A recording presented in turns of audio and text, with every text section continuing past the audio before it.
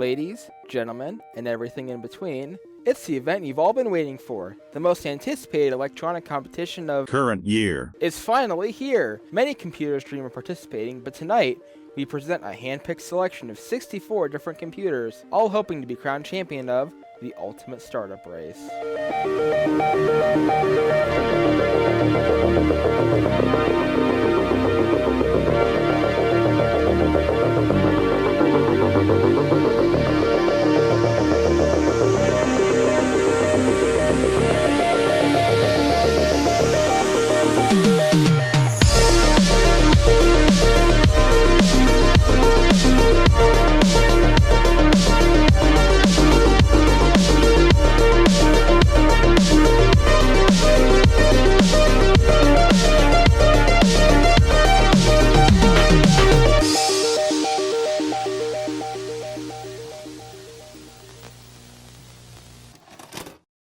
Hello everyone, and welcome back to the Tech House with an idea so ridiculous that everyone thought I was crazy for thinking this was a good idea. Probably. Welcome to Season 4 everybody, and we're kicking things off with a competition that involves pretty much all of my computers. The premise is simple. Which one starts the fastest, and which one starts the slowest. I'll boot everything up, and I'll cut the timer when it finishes loading to the desktop. As with any good competitions though, I've established some ground rules. I'll allow past Superstar to explain for me. I'm going to tell you the rules real quick, because any fair competition has its rules. Rule number 1, computers must use a desktop operating system. No mobile devices, game consoles, or other odd devices may compete. Figure game consoles start up in like 20 seconds, so hell, some consoles you flip the switch and you immediately in the game. I didn't think that'd be very fair, so we're just doing computers, no mobile devices. There's not a whole lot of control I have over mobile devices anyway. Like there's a lot of variables with desktop computers, not so much with this sort of thing. Rule number 2, I must currently have easy access to the computer. Some computers are in locations that I don't feel like traveling to obtain them right now, so they have all been disqualified. In fact, they're not even on my list here. Rule number 3, computers must be fully functioning and boot from internal storage. Rule number 4, computers must not be an active server. Rule number 5, in order to qualify for the race, computers must be able to complete their startup process in 5 minutes or less. So if it takes more than 5 minutes to start up, it's disqualified. Rule number 6, automatic login must be enabled during the race. Not all of my computers have automatic login turned on at the moment, so during the race, all of those will be disabled and they'll just go straight into the desktop. And then rule number 7, this is less of a rule and more of a general piece of information. Computers will race in appropriate circuits as well as one final overall race, which is going to be unfair as hell. Got all that? Good. Now, there were 64 competitors that qualified, and if you're curious about each computer's qualifying time and pre-race placement, you could check the blog post on my website. This video will be covering all the vintage computer categories, and since I don't have time to introduce all the competitors, I'll instead present you with some highlights.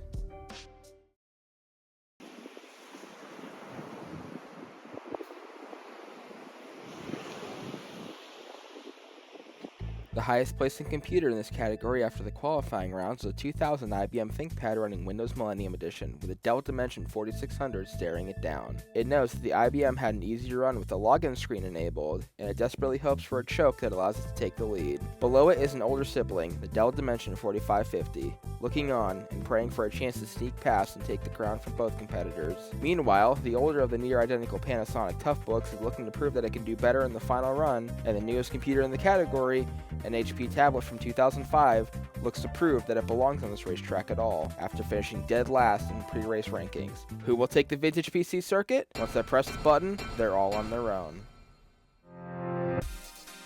And we are off to the races, starting everything up at the same time. You can already see some of the computer's boot screens coming in here.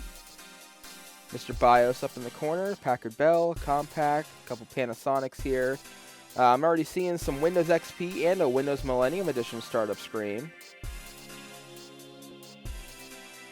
Windows is starting up on some of the laptops here. The Windows 98 tablet's going along.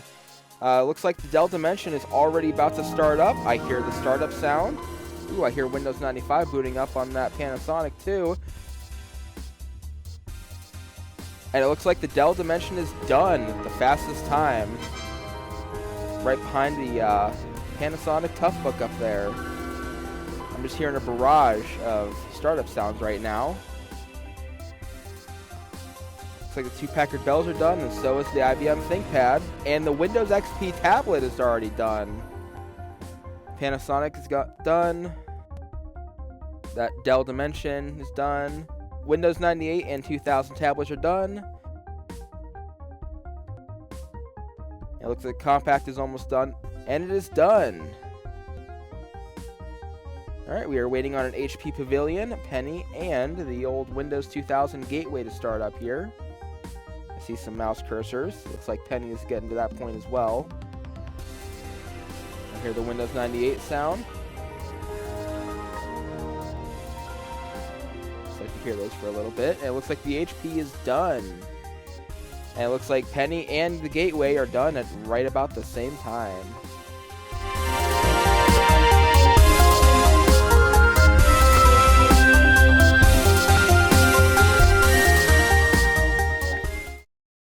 I'd first like to mention that none of these computers have SSDs installed, so this test was actually one of the most fair you'll see in this whole series. Second, congratulations to the Dell Dimension 4600 for taking a circuit with an improved time over the pre-race run. Surprisingly, the older Panasonic swept in with a 2nd place finish, while the IBM dropped all the way to 4th, missing the podium altogether. Goes to show that pre-race rankings really don't matter much after all. The HP tablet, after changing some settings before running the race, ended up claiming 7th in the circuit, and while I'm curious to see where it'll end up in the final race with all 64 competitors, I'm a little surprised that Penny did so bad, only beating out my grandpa's old Gateway by about a second. But I think the GPU BIOS taking so long to load, combined with the system for some reason wasting many precious seconds trying to start the Windows bootloader, is the cause of this. Thankfully, I think gaming PCs have moved past those days, especially since most of them have been booting from SSDs for over a decade now.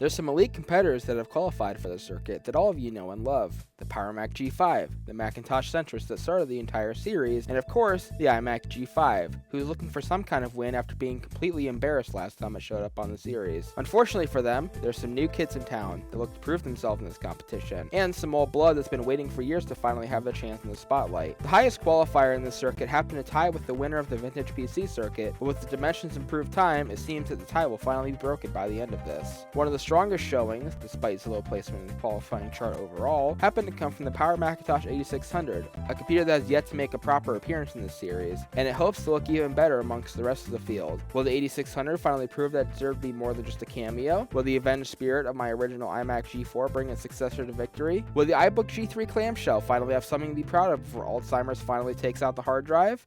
Let's find out. Alright, we're starting everything up again at the same time.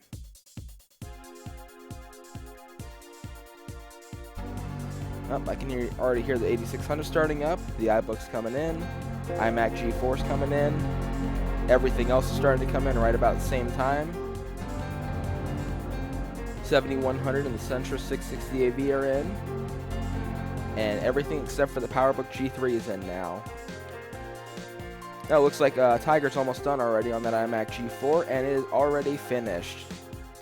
And it looks like the iMac G5 is not far behind it. Other than that, you can see some OS 9 boot screens, 8.6. Tiger just got finished on the PowerMac G5 there, and the G4 Mini, and the PowerBook G4. Actually, that was running Panther. Should be able to catch our breaths here for a little bit. Looks like the iMac DV just finished, and so did the iMac G4, the newer one. Looks like the eMac's done. iMac G3 is done. The other iMac G3 is done, and so is the Macintosh LC. PowerMac G4 is done. Both of the iBooks just finished, and we are left with 3 competitors. Looks like the PowerMac G4 is almost done there, and it is finally finished. And not far behind it is the PowerBook G3. The PowerMac G3 is still chugging along nicely. And it looks like the PowerBook G3 is just about done.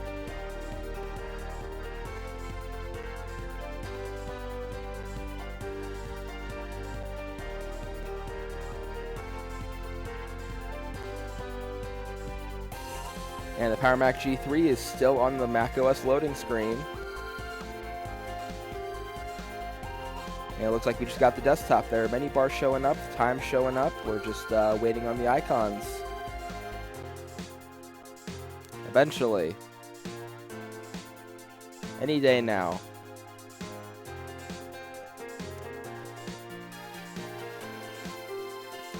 Yeah, maybe SCSI drives don't exactly produce the best startup times.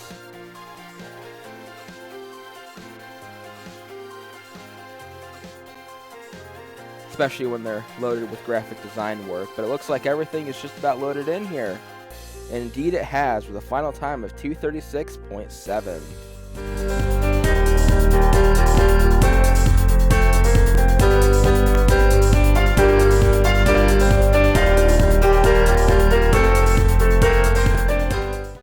Well, it looks like the tie was in fact broken, and the iMac G4 ended up running just a bit slower. Still though, it took this category by just a hair, with the iMac G5 finishing right behind it. Evidently, Tiger was the most desirable OS to run in this race, taking 4 of the top 6 spots. One of the systems that wasn't happened to be the PowerMac 8600, improving its time by nearly 20 seconds, as well as finishing its post faster than the rest of the field. The other happened to tie with the 5th placer at 46 seconds, and unfortunately this tie will not be broken because I don't feel like doing a tiebreaker run. Perhaps they can run as a tag team duo in the final race or something. As for the PowerMac G3, I made a comment in the original video in regard to how long it took to start up when I first tested it, and evidently things haven't improved. Perhaps it's unfair to run the thing with its original OS install, but that's just how the system is. The other system that truly disappointed me was the Mirror Drive Door PowerMac G4, and perhaps when I do the Jaguar or Panther LTOS, I'll make a note of how slow Jaguar really is, because I have that OS installed on the eMac, the O3 iMac G4, and even the PowerMac G5. All 3 of those systems qualified better with their alternative OS, which truly blew me away with the iMac G4 because I installed Leopard on it, an OS that's traditionally slower on PowerPC machines. At least you guys got to see it at all though, since I don't think Jaguar gets much love these days anyway. One last thing too, the iBook G3 clamshell unfortunately placed all the way back in 17th, meaning it won't have much of a legacy with its original hardware. Perhaps soon I'll explore options for replacing the hard drive with something better, but for now I think it just needs to take a rest in the retirement home.